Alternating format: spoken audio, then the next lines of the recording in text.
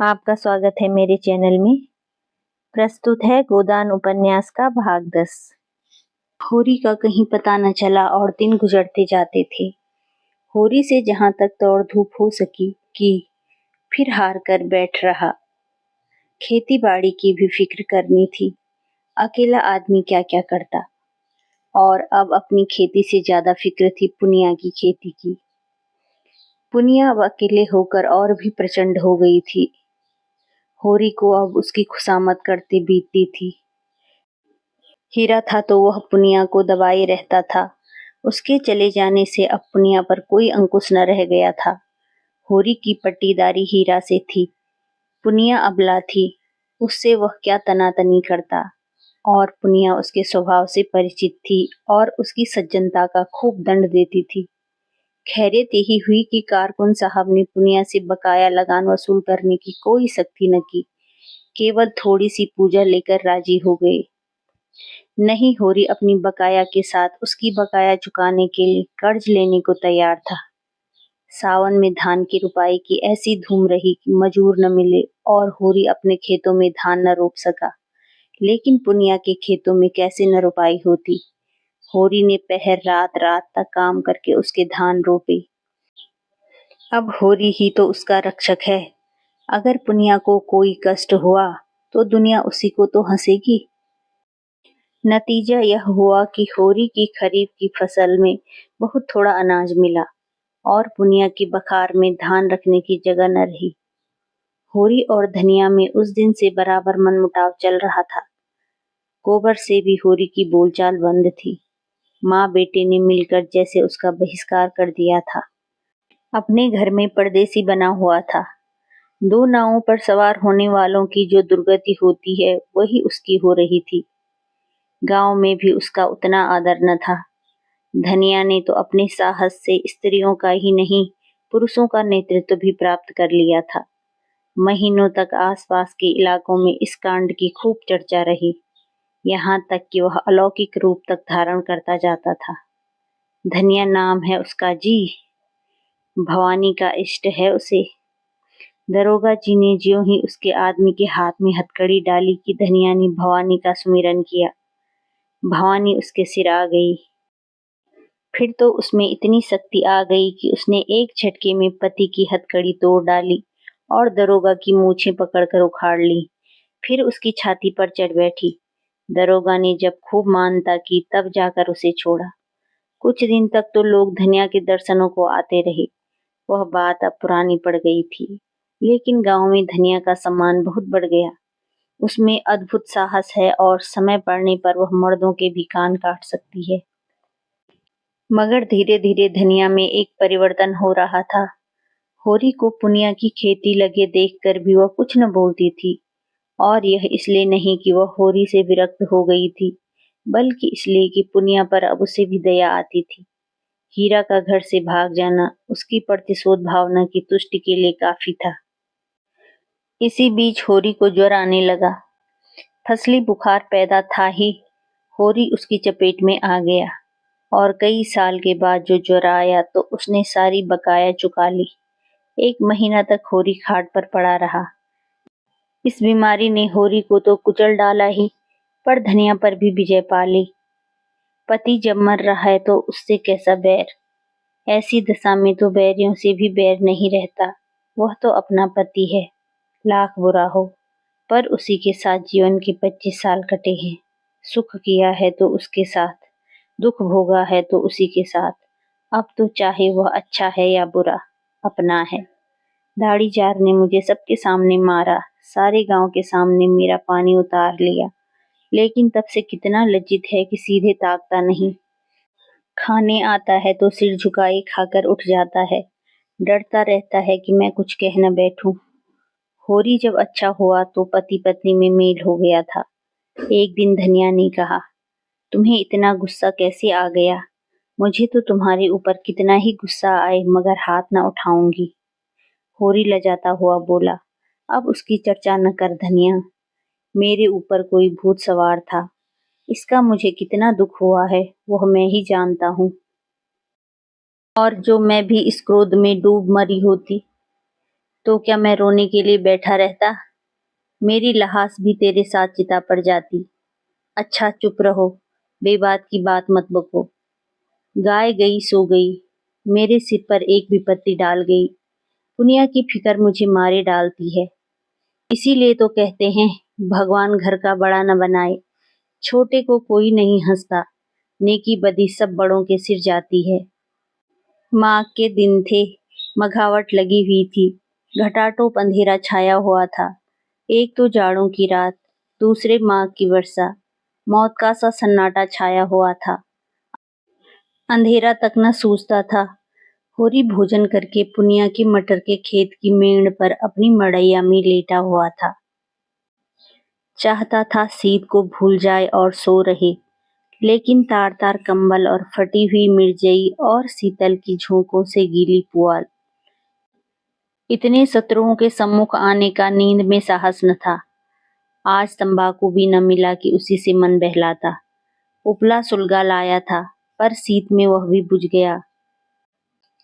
बेवाए फटे पैरों को पेट में डालकर और हाथों को जांघों के बीच में दबाकर और कंबल में मुंह छिपाकर अपनी ही गर्म सांसों से अपने को गर्म करने की चेष्टा कर रहा था। 5 साल हुए यह मिर्जाई बनवाई थी। धनिया ने एक प्रकार से जबरदस्ती बनवा दी थी। वही जब एक बार काबुली से कपड़े लिए थे, जिसके पीछे कितनी सांसत हुई, कितनी गालियां खानी पड़ी। और कंबल उसके जन्म से भी पहले का है। बचपन में अपने बाप के साथ वह इसी में सोता था। जवानी में गोबर को लेकर इसी कंबल में उसके जाड़े कटे थे, और बुढ़ापे में आज वही बूढ़ा कंबल उसका साथी है। पर अब वह भोजन चबाने वाला दांत नहीं, दुखने वाला दांत है।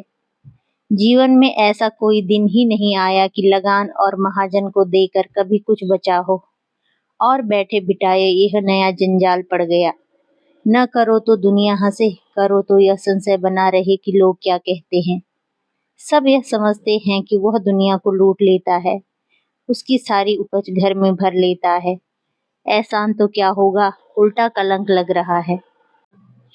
और उधर भोला कई बेर याद दिला चुके हैं कि कहीं कोई सगाई का डौल करो, अब काम नहीं चलता। शोभा उससे कई बार कह चुका है कि पुनिया के विचार उसकी ओर से अच्छे नहीं हैं। न हो, पुनिया की गृहस्थी तो उसे संभालनी ही पड़ेगी, चाहे हंसकर संभाले या रोकर। धनिया का दिल भी अभी तक साफ नहीं हुआ। अभी तक उसके मन में मलाल बना हुआ है। मुझे सब आदमियों के सामने उसको मारना न चाहिए था। जिसके साथ 25 साल गुजर गए, उसे मारना और सारे गांव के सामने मेरी नीचता थी। लेकिन धनिया ने भी तो मेरी आबरू उतारने में कोई कसर नहीं छोड़ी। मेरे सामने से कैसे कतरा कर निकल जाती है, जैसे कभी की जान पहचान ही नहीं। कोई बात कहनी होती है तो सोना या रूपा से कहलाती है। देखता हूँ उसकी साड़ी फट गई है, मगर कल मुझसे कहा भी तो सोना की साड़ी के लिए, अपनी साड़ी का नाम तक न लिया। सोना की साड़ी अभी 2-1 महीने थेगलियां लगाकर चल सकती है, उसकी साड़ी तो मारे पैबंदों के बिल्कुल कथरी हो गई है। और फिर मैं ही कौन सा उसका मनोहार कर रहा हूँ। अगर मैं ही उसके मन की 2-4 बातें करता रहता तो कौन छोटा हो जाता। यही तो होता, वह थोड़ा सा अधरावन कराती, 2-4 लगने वाली बात कहती तो क्या मुझे चोट लग जाती। लेकिन मैं बुढ़ा होकर उल्लू बना रह गया। वह तो कहो, इस बीमारी में आकर उसे नर्म कर दिया, नहीं जाने कब तक मुंह फुलाई रहती। और आज उन दोनों में जो बातें हुई थी, वह मानो भूखे का भोजन थी। वह दिल से बोली थी और होरी गदगद हो गया था। उसके जी में आया उसके पैरों पर सिर रख दें और कहें, मैंने तुझे मारा है तो ले, मैं सिर झुका लेता हूँ। जितना चाहे मार ले, गालियां दे दे चाहे दे ले। सहसा उसे मड़ैया के सामने चूड़ियों की झंकार सुनाई दी। उसने कान लगाकर सुना। हाँ, कोई है। पटवारी की लड़की होगी, चाहे पंडित की घरवाली हो, मटर उखाड़ने आई होगी। न जाने क्यों इन लोगों की नीयत इतनी खोटी है। सारे गांव से अच्छा पहनते हैं, सारे गांव से अच्छा खाते हैं, घर में हजारों रुपए गड़े हैं, लेन देन करते हैं, ड्योढ़ी सवाई चलाते हैं, घूस लेते हैं, दस्तूरी लेते हैं, एक न एक मामला खड़ा करके हमा सुमा पीसते ही रहते हैं। फिर भी नियत का यह हाल। बाप जैसा होगा वैसे ही संतान भी होगी। और आप नहीं आते, औरतों को भेजते हैं। अभी उठकर हाथ पकड़ लूं तो क्या पानी रह जाए। नीच कहने को नीच हैं, जो ऊंचे हैं उनका मन तो और नीचा है। औरत जात का हाथ पकड़ते भी तो नहीं बनता। आंखों देखकर मक्खी निगलनी पड़ती है। उखाड़ ले भाई, जितना तेरा जी चाहे। समझ ले मैं नहीं हूँ। बड़े आदमी अपनी लाज न रखे, छोटों को तो उनकी लाज रखनी ही पड़ती है। मगर नहीं, यह तो धनिया है, पुकार रही है। धनिया ने पुकारा, सो गए कि जागते हो? होरी झटपट उठा और मड़ैया के बाहर निकल आया। आज मालूम होता है देवी प्रसन्न हो गईं, उसे वरदान देने आई हैं। उसके साथ ही इस बादल बूंदी और जाड़े पाले में इतनी रात गए, इसका आना शंकाप्रद भी था। जरूर कोई न कोई बात हुई है। बोला, ठंडी के मारे नींद भी आती है। तू इस जाड़े पाले में कैसे आई? कुशल तो है? हाँ, सब कुशल है। गोबर को भेजकर मुझे क्यों नहीं बुलवा लिया? धनिया ने कोई उत्तर न दिया। मड़ैया में आकर पुआल पर बैठी हुई बोली, गोबर ने तो मुंह में कालिख लगा दी। उसकी करनी क्या पूछते हो? जिस बात को डर थी वह होकर रही। क्या हुआ? क्या किसी से मारपीट कर बैठा? अब मैं जानू क्या कर बैठा। चलकर पूछो उसी रांड से। किस रांड से? क्या कहती है तू? बोरा तो नहीं गई? हाँ, बोरा क्यों न जाऊंगी।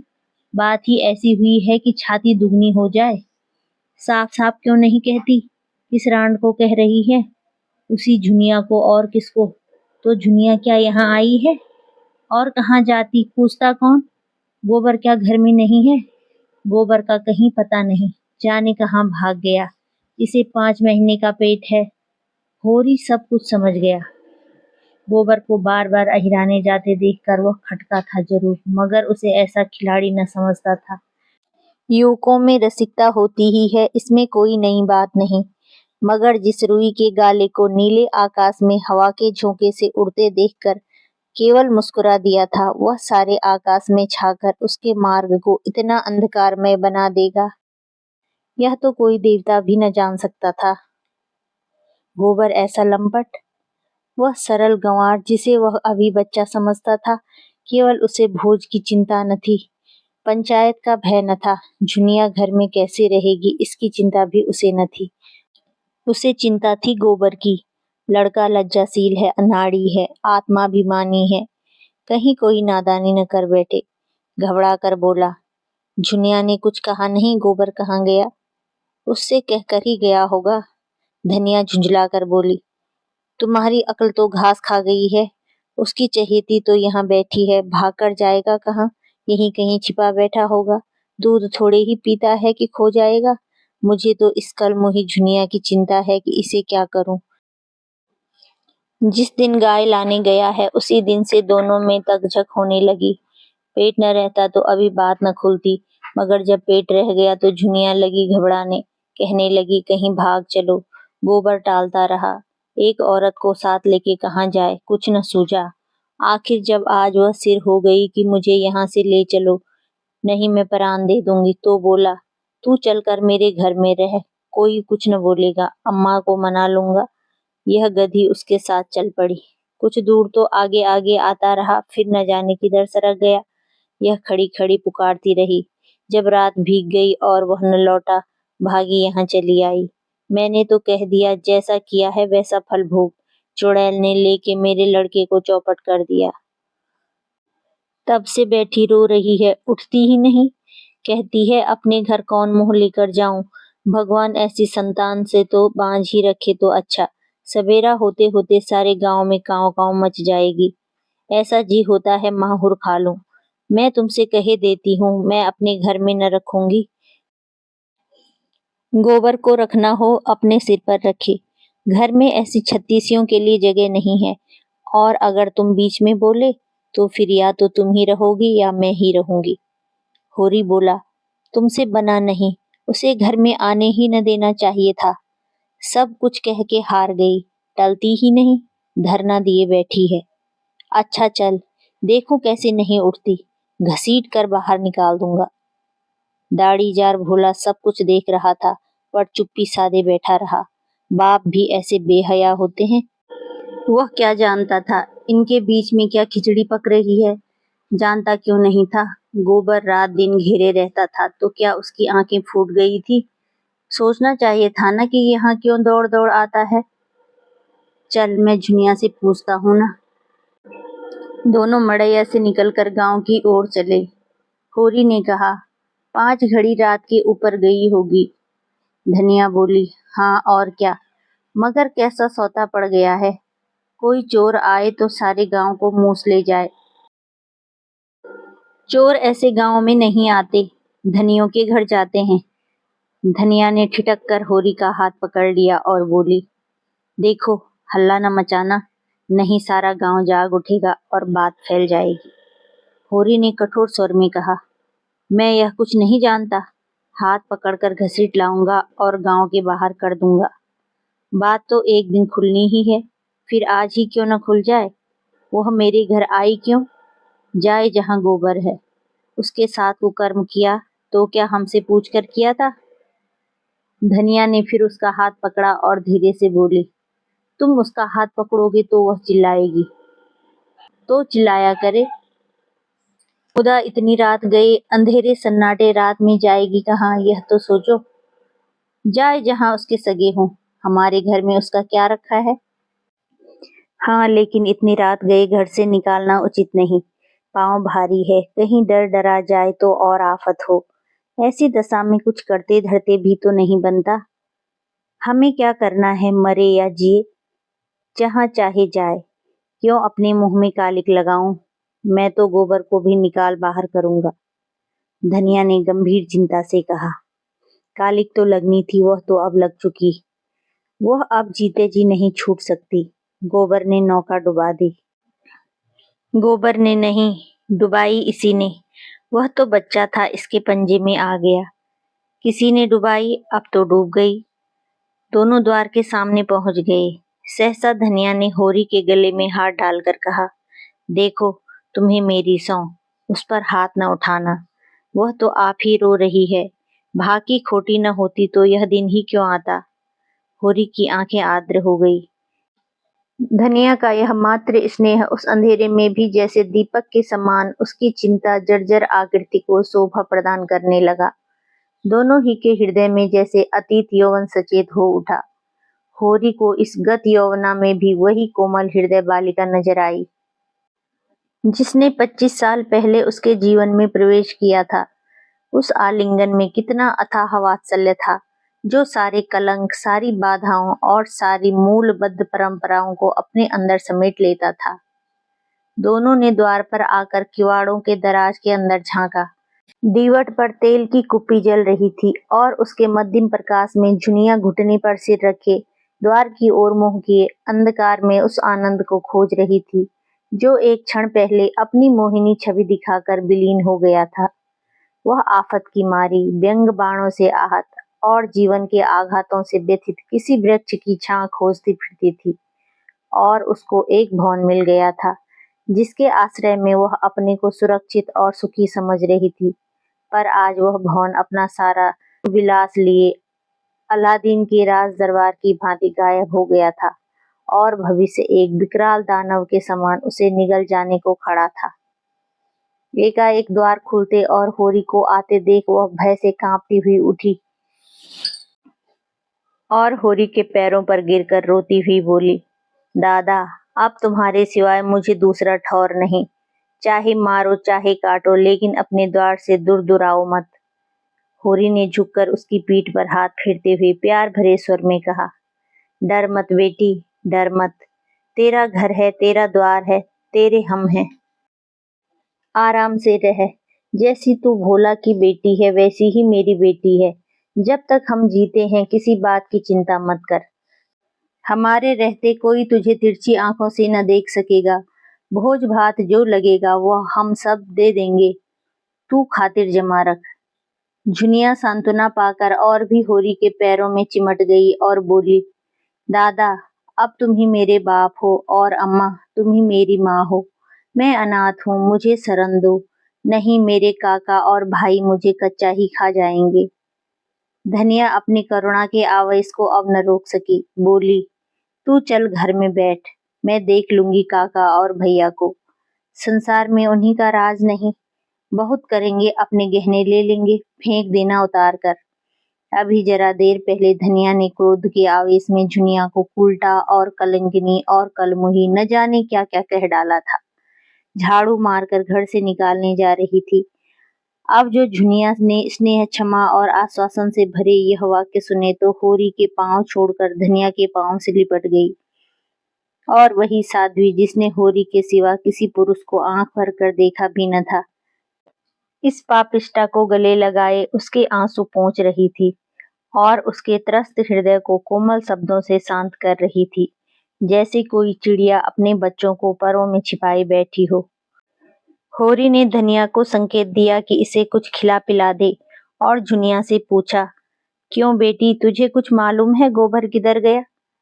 झुनिया ने सिसकते हुए कहा, मुझसे तो कुछ नहीं कहा, मेरे कारण तुम्हारे ऊपर। यह कहते कहते उसकी आवाज आंसुओं में डूब गई। होरी अपनी व्याकुलता न छिपा सका। जब तूने आज उसे देखा तो कुछ दुखी था? बातें तो हंस हंस कर रहे थे, मन का हाल भगवान जाने। तेरा मन क्या कहता है गांव में ही कि कहीं बाहर चला गया? मुझे तो शंका होती है कहीं बाहर चले गए हैं। यही मेरा मन भी कहता है। इस तरह भागकर उसने हमारी जान आफत में डाल दी। धनिया ने झुनिया का हाथ पकड़कर अंदर ले जाते हुए कहा, कायर कहीं का, जिसकी बाह पकड़ी उसका निबाह करना चाहिए कि मुंह में कालिक लगाकर भाग जाना चाहिए। अब जो आए तो घर में बैठने न दूं। होरी वहीं पुआल में लेटा। गोबर कहाँ गया, यह प्रश्न उसके हृदय कोश में किसी पक्षी की भांति मंडराने लगा। यह भाग यहीं पर समाप्त होता है। फिर मिलते हैं 11वें भाग में।